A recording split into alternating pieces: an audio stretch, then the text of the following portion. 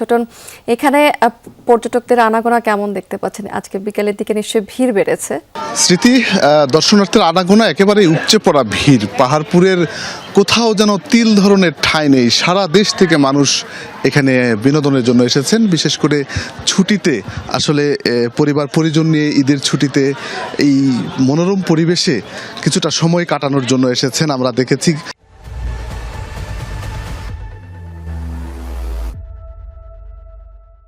গতকাল কিছুটা বৈরী আবহাওয়ার কারণে অনেকে আসতে পারেননি, কিন্তু আজকে আসলে কেউ মিস করেননি।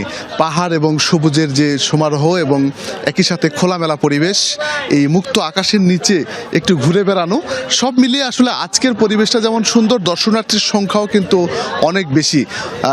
সংশ্লিষ্টরা বলেছেন যে প্রায় 10,000-এর মতো দর্শনার্থী ইতিমধ্যেই সকাল থেকে এখন পর্যন্ত এই পাহাড়পুর বৌদ্ধবিহারে প্রবেশ করেছে।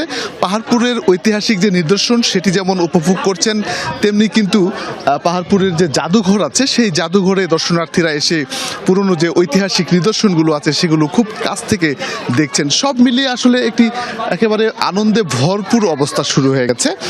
সংশ্লিষ্টরা বলছেন যে এরকম অবস্থা আগামী আরও কয়েকদিন থাকবে এবং প্রতিদিনই প্রায় 10 থেকে 15,000 দর্শনার্থী কিন্তু দেশের নানা প্রান্ত থেকে আসছেন। দেশের বাইরে থেকেও পর্যটকরা আসছে, তারা কিন্তু বেশ এইখানকার যে গেস্ট হাউসগুলো আছে সেগুলোতে অবস্থান করছেন। কোনো কোনো পরিবার হয়তো 2-3 দিন পর্যন্ত থাকার জন্য তারা এসেছেন, এরকম আমরা দেখছি দেশের নানা প্রান্ত থেকে। আমরা কয়েকজন দর্শনার্থীর সঙ্গে কথা বলেছিলাম, অনেকেই কিন্তু উত্তরাঞ্চলের পাশাপাশি ঢাকা, চট্টগ্রাম থেকে এসেছেন। তারা পাহাড়পুরের যে সৌন্দর্য সেই সৌন্দর্য উপভোগ করবার জন্য, একই সাথে ঈদের যে বিনোদন সেটি উপভোগ করবার জন্য পরিবার পরিজনের সদস্যদের নিয়ে তারা এখানে এসেছেন। গতকাল বৈরী আবহাওয়ার কারণেও বিকেলে কিছুটা পর্যটক ছিল, কিন্তু আজকের সকাল থেকে যেন পর্যটকের আসলে ধর নেমেছে বলা চলে। বিকেলের দিকে আরো বাড়ছে।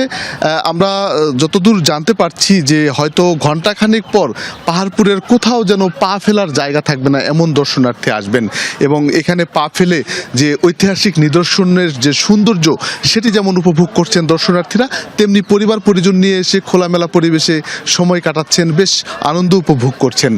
সব মিলিয়ে বলা চলে যে পাহাড়পুরের যে সৌন্দর্য সেটি পর্যটকরা অবলোকন করতে ঈদের যে ছুটি সেই ছুটিটা কাজে লাগাতে চেষ্টা করছেন, এবং সব মিলিয়ে একটা অন্যরকম রং, আবহ এবং ভালো লাগা তৈরি হয়েছে বিহারের চারিপাশ জুড়ে। স্মৃতি, নিঃসন্দেহে অনেক ধন্যবাদ আপনাকে শফিক।